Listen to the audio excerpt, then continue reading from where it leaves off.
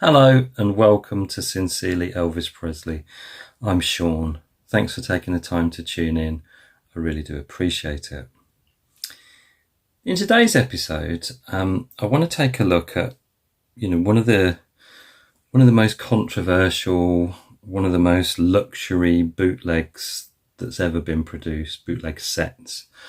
And I wasn't actually going to feature this on the channel at all because I can think of at least 3 other channels that have shown it. But I've had a few requests to show it, one especially from Paul. Hi, Paul.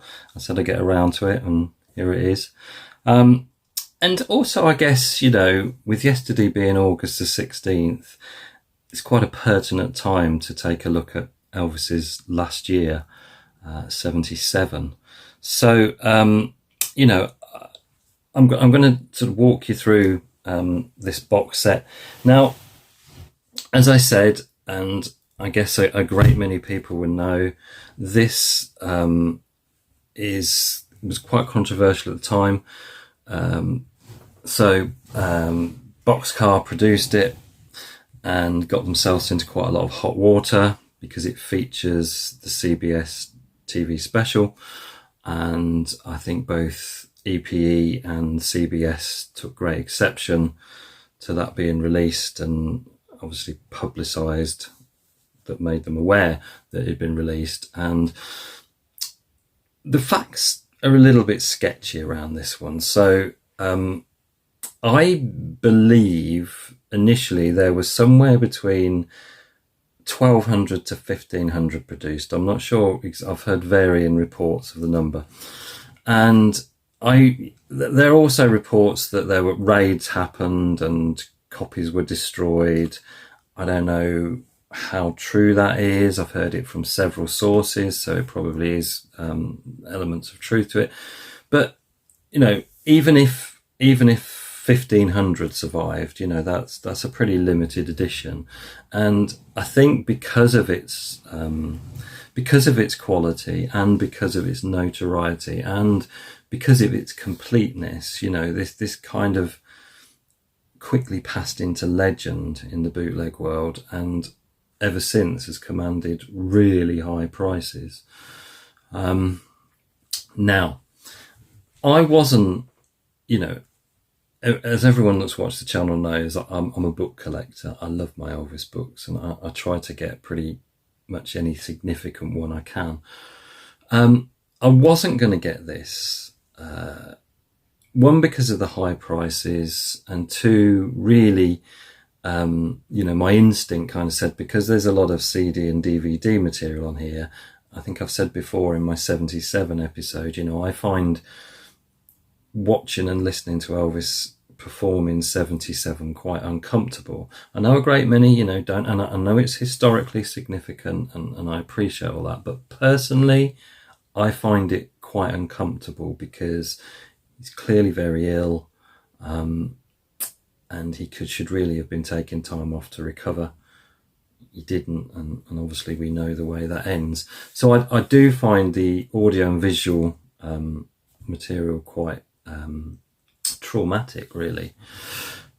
But having said that, when this came up, this copy was factory sealed in its original shipping box.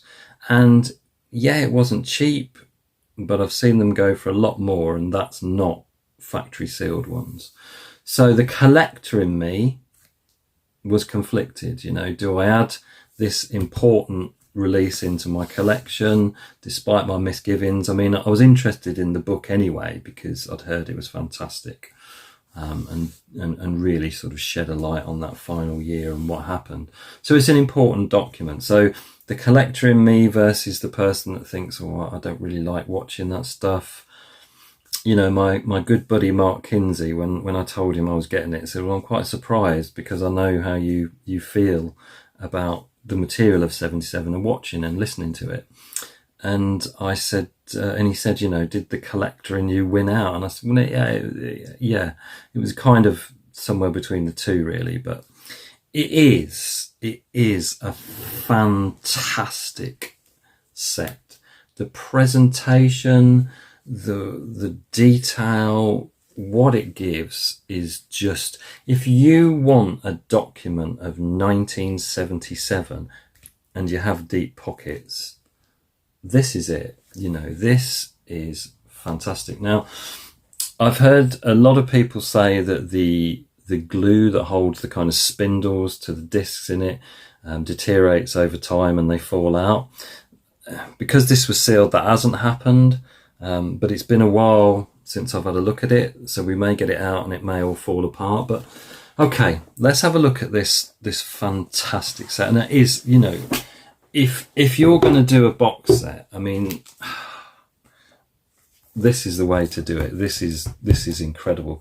I mean, just look at the case. Just look at the detail of that sundial suit that Elvis wore for the majority of the shows in '77. So, you know, you think of Elvis live in '77, you think of that sundial, and you know, the gold lettering.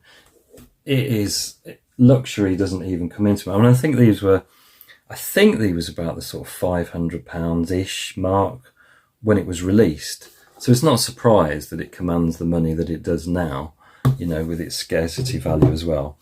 But you get, it's just, so you get, yeah, you go, there we go. That's exactly what I was talking about. So the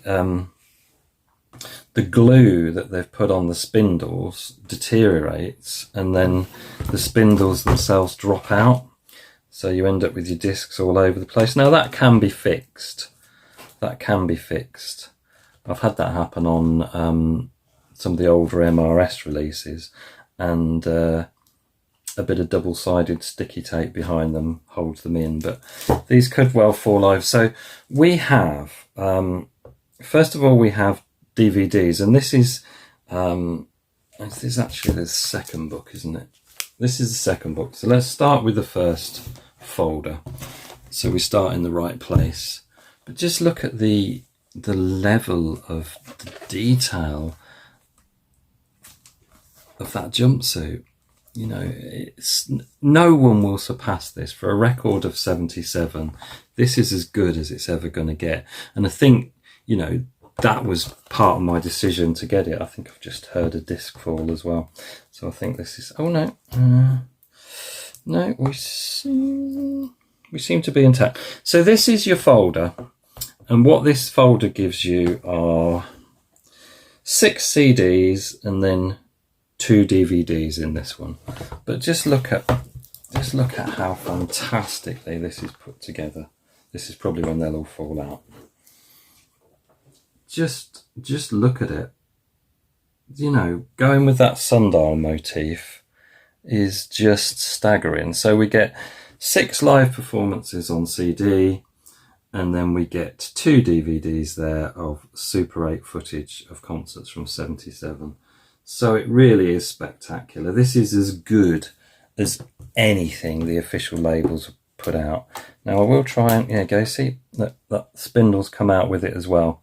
So this is a common problem with these sets, and then behind it you get the sundial as well. And that is pretty much the same for all of them, I think. So I will have to do a bit of repair work on these, and then behind that one you see the detail of the jumpsuit behind the DVDs. I think both of those are the same. They are indeed. So, you know, what a fantastic layout. You know, glue problems aside, and let's face it, FTD can be a bit dubious where it comes to the spindles keeping the discs in. So you can't really put a production down for that if the official label suffers from it. So there's your first folder with your material in it, but not all the material. And then we get to the fantastic book, and this really is, you know, fantastically well done. So then we get a couple more DVDs. We get Omaha, Rapid City on DVD, and I think, if I'm right, you get the CBS logo. So, you know, you can see why they were sort of pushing their luck using, you know, a copyrighted logo of a big organisation. it probably was always going to end in tears. And apparently it did. And then you get the CBS TV special on DVD itself, and then you get a bonus DVD about the events after Elvis' passing. So, you know, you basically get 6 CDs and 6 DVDs, which 12 discs. I think that's bigger than anything Sony have done, anything that FTD have done. It's just huge, isn't it? Absolutely huge. Before we look at the book itself, which is fantastic and really the major reason that I bit the bullet, so to speak, and got it. Let me just see if I can get the track listing up so you can see what you're getting. So we get disc 1, February 13th, 77, West Palm Beach, Florida. Then we also get February the 14th, 77, St. Petersburg, Florida. CD 2, February the 15th, 77, Orlando, Florida. Now I'm saying Florida because I know FL stands for Florida. And I've shot myself in the foot now because the next one's Columbia and it's SC. And I'm sorry, but I'm a bit, I don't know what that is. So I'm sure someone will, you know, put me right in the comments, but I think I'm just going to go with the names of the locations and not try for the states because I'm just going to make myself look foolish. So we got Orlando, February the 15th, 77, Columbia, February the 18th, 77, Charlotte, February the 20th, 1977, Norman, March the 26th, 77. Now we are getting just odd tracks from some of these. Abilene, Texas, March 27th, 77. I probably don't need to keep saying 77. I think we kind of know what year we're in, don't we?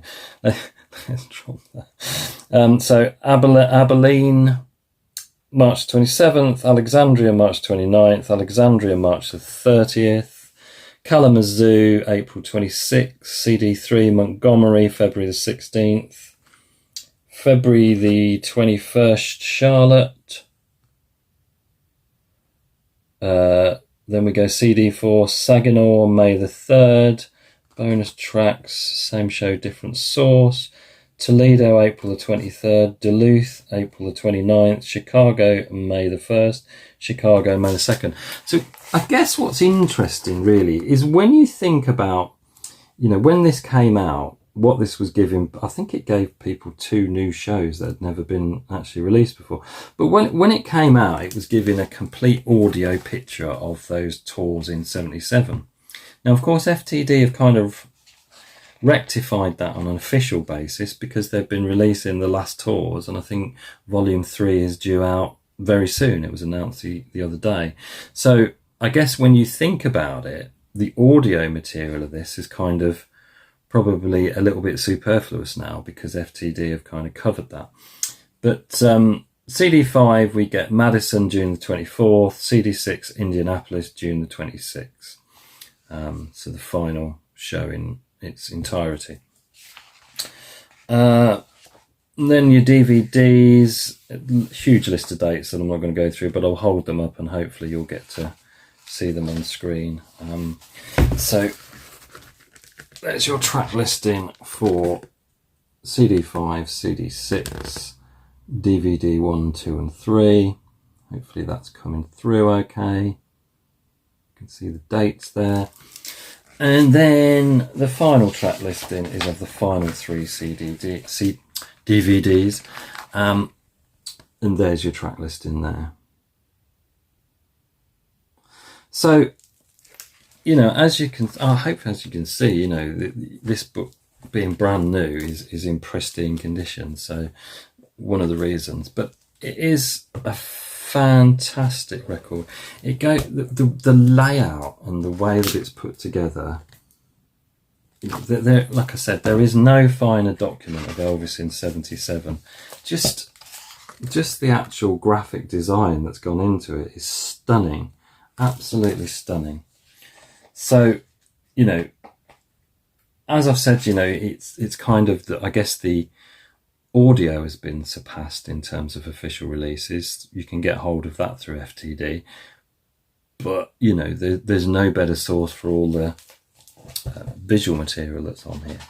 in actual fact, although they got in trouble for releasing the CBS TV special, it is in fantastic quality in here compared to any other release that had come before it. So, you know, it's kind of still a go-to. Not personally, not something I'm going to watch. I looked at it when I got it, but I found it just as kind of uncomfortable as ever. And I know, you know, probably a lot of people, I get the point. It's a historic document. You cannot ignore or deny what Elvis went through in the final year of his life. And those performances are an important part of the story. It's just personally, I don't particularly enjoy watching them, so I don't. And that's it. So we start sort of pre-77 with the famous New Year's Eve show in Pittsburgh. And we get some background story, and that, you know, the text in this is really, really good reading. It really is a fantastic book. It just does things in such a way that it really is very, very hard to understand how anyone could top this. And you know, that is still the reason, if you don't have it in your collection, and as I say, you've got deep pockets to own it, because it's the best record you will ever see. I can't really understand how you could better this. Its layout, the story it tells, the narrative it tells. I mean, you know, Elvis is clearly ill. I know some people on this book have said that he looks really good in some of the photographs. I'm not sure I necessarily agree with that, because I think you can still tell that he's unwell, but he's happy and he's smiling, you know, and he's enjoying what he loved the most, being on stage, and you can't take that away from him or from these photographs. You know, it's just packed. It's just packed, and many photographs you see in here you won't see anywhere else. So again, you know, it's worth the price of admission for that. It's if you get something like the Final Elvis Files book, you'll see a lot of 77 photographs, but you won't see this many, and you won't get this kind of narrative. This does do in some ways what the Elvis Files does, in that it pulls out contemporary reviews from press reports and what have you at the time. So it does take that approach, but it has got more of a narrative going through it as well. Certainly, you know, you kind of really do see the story of 1977 playing out, and just what Elvis was going through. And it's funny, really, because we assume that, you know, 99% of those shows in 77 it was the Sundial suit, but as we've seen that sort of the American Chief or whatever, I can't remember what that one's called, Indian feather suit might be. You see that one, which is is that the Arabian? We saw was it the blue one with the sort of raindrops on? So, you know, not every show was the Sundial, but he did rely on that one quite a lot. Now I can't remember where I got to. But you know, it's a tricky one, isn't it? It's a tricky one, because you know, you've got to document. It's part of Elvis's history, and you can't brush over that, because you know, it says a lot that he was still wanting to be on stage. He was still wanting to please his fans, and there was the other aspect of that was the fact he almost had to, because he had to keep earning money to, you know, keep up all the people that were dependent upon him. So, you know, there was that dual-edged sword. One, one of the places that he felt most comfortable was among his fans, pleasing them and entertaining them. 2, he had to earn the money, and it becomes this sort of vicious circle that means that even had he have recognised he had a problem, which by all accounts was difficult to get across to him because he thought he had it all under control. That's a great shot. He wouldn't really have the opportunity to take time off anyway, because he had to keep earning the money. So that, it's a real sort of combination of things that lead to the tragic ending that unfortunately it leads to. But that this book is testament to that and what happened in those final 7 months. It really is the gold standard.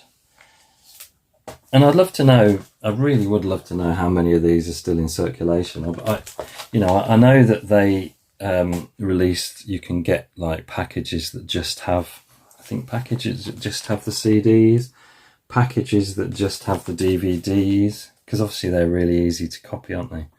It's not hard to bootleg a bootleg in terms of a disc.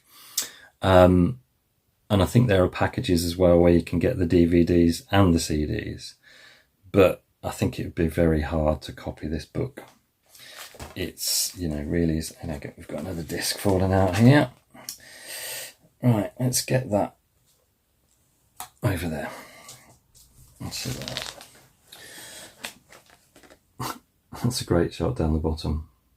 I mean, there are some fantastic shots, but I think it's hard to deny that he doesn't look well.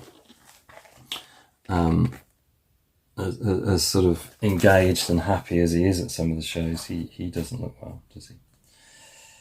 I think, where are we? The usual hysteria and publicity that surround a visit by Elvis were magnified considerably by the presence of 9 CBS TV cameras inside the City Auditorium Arena Sunday night. So it's hard, isn't it, to imagine anyone else going to this kind of detail. I think another channel said, one of the issues would be, gathering all the rights necessary to release this material as one package. And, obviously being a bootleg, they didn't need to worry about that, which, yeah. But, yeah, it's difficult to praise it any higher than just to show it and say, look, show me something else that takes a look at. I mean, really, it's hard to think of anything that's this detailed that takes a look at any other year in Elvis's life, let alone 77. Obviously, we've got the things like the FTD 90, That's the Way It Is anniversary. We've got that 72 book, Elvis Now in Person, but they don't have kind of the breadth of they certainly don't come with 12 discs. They certainly don't look at the sweep of an entire period and all the tours. They kind of tend to home in on just one thing. So it's kind of hard to think of a package that does this for any year in Elvis's life, let alone the final year. So it really is fabulous. I'm really glad I added it to the collection. It's if nothing else, if it wasn't for the beauty and the detail in the book, it's kind of adding a landmark release into the collection, which is something I found very attractive. Had it not have been sealed and still in its shit, I might have thought twice, but it was that kind of I thought, I can't pass this up. So there we are, the final show, meeting Todd Slaughter and being presented with an award. I think that's is that a gold record for? I'm not sure what that's for.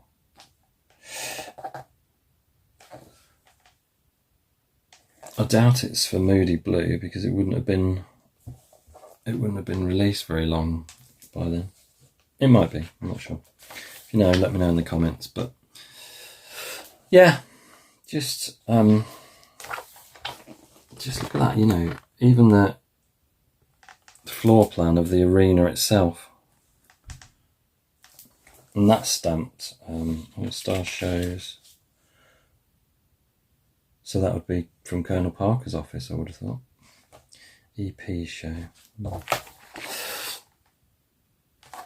Yeah. Let me know in the comments. Is this what are your thoughts on it? Would you like to see this, you know, get some kind of official release or something done? You know, do you own it? Did you pass on it? Would you like to get it? Would you not like to get it? I'd like to hear everyone's comments on this one, because it is yeah, an important release, and as I said, quite a controversial release. But yeah, fantastic stuff. So there we go. There's your Elvis, the final curtain. A little look at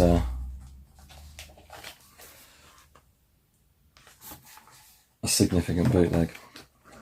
And there we see the Market Square Arena, the last venue Elvis performed at, as it was being demolished, because of course it exists no more. And that was the plaque, I think, that they put on there. Yeah. And we finish, I think, then we go into the track list. So yeah, I have absolutely no regrets having got this and added it to the collection. I don't really know how it could ever be bettered. The only thing they could have done better probably is put some better glue in it, but you know, that's yeah, that's a minor quibble. So absolutely great stuff. Let me know what you think. So as I said, I had a couple of requests for that, particularly from Paul. So I hope that sort of satiated your interest in seeing it in a bit more detail. It's great stuff, and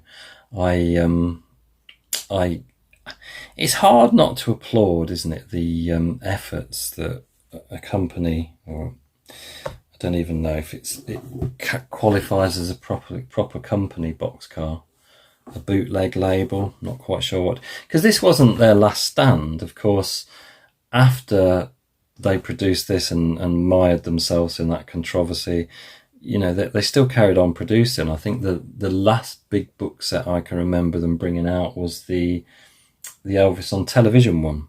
I think that was probably about 2016, something like that.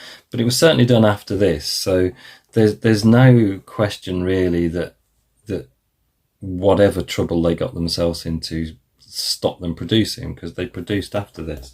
But just the ambition and the scale, you know, that desire to want to bring fans the ultimate record of Elvis's last year, going into that level of detail of producing the heavy box, the massive books.